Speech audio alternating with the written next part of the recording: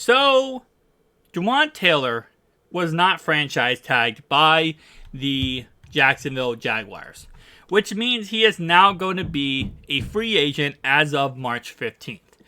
This is another option for Cincinnati to look at if they are trying to work on the right tackle in free agency and not the draft.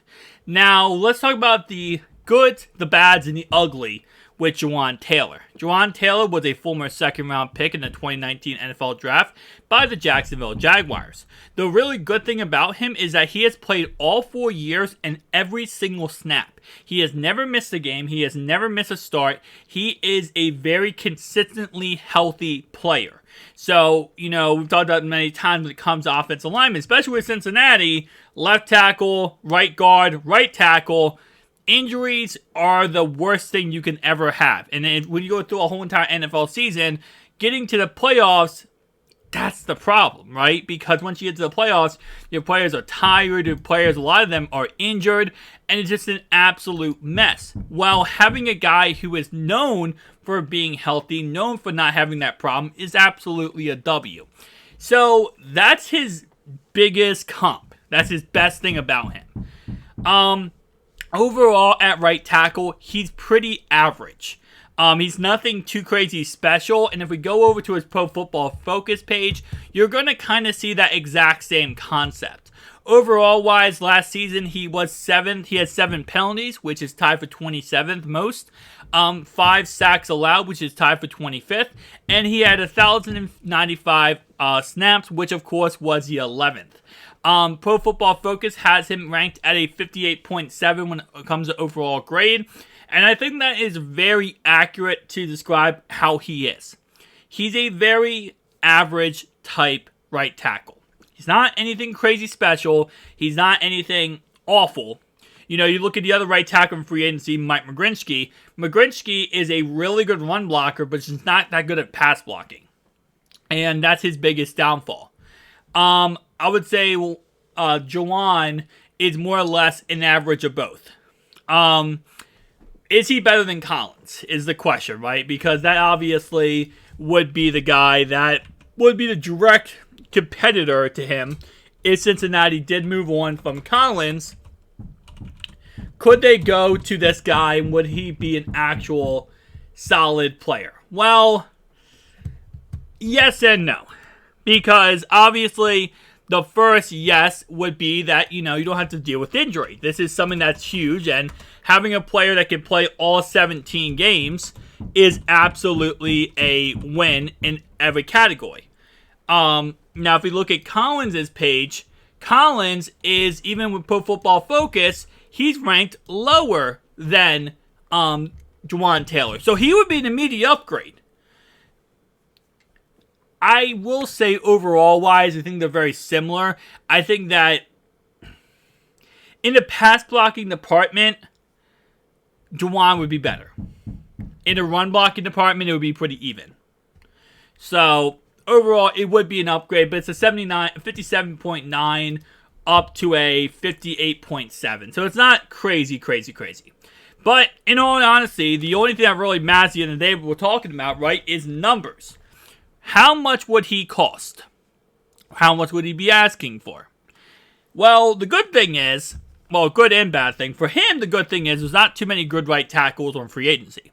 If there was a lot of good right tackle on some free agency, we would be saying, he's going to cost, blank. He's going to cost less because there's a lot of good guys that you have to compete with. Well, for him, there's not too many good right tackles, so that actually is a benefit / a plus for him. But at the same time, where the negative factor comes in is that I don't think he can ask for much. I don't think he can ask for an arm and a leg, in all honesty, going into this.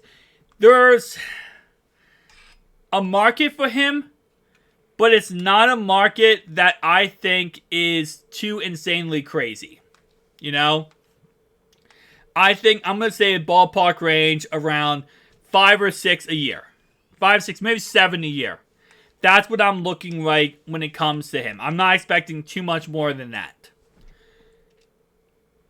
I might be underestimating him, but I really do not underestimating the market when it comes to other teams desperate for right tackle.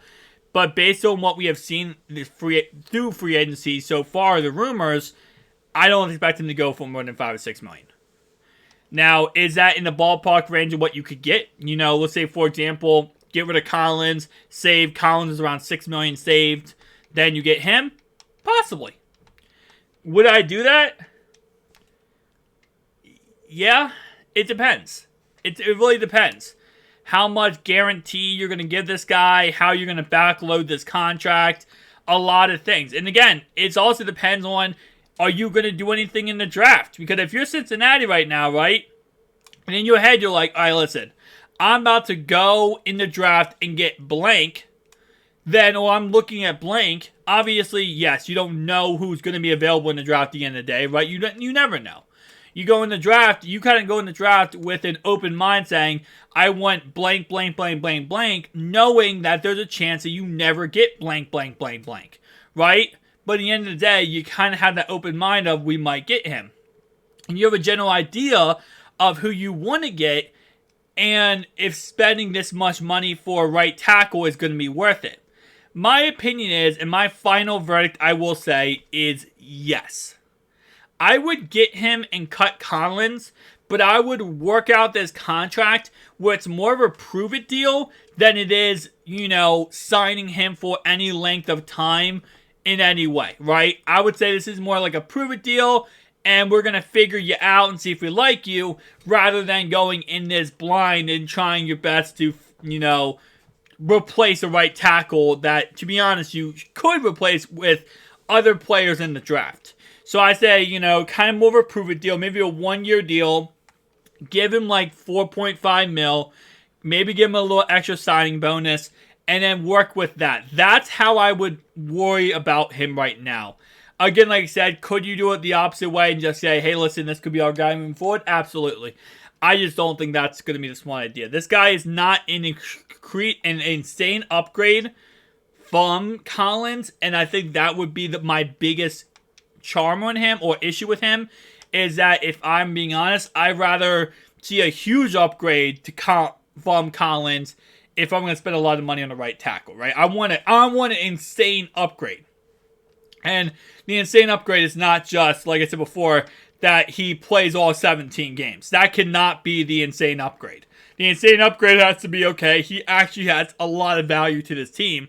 And he has so much value that, us moving over Collins makes sense.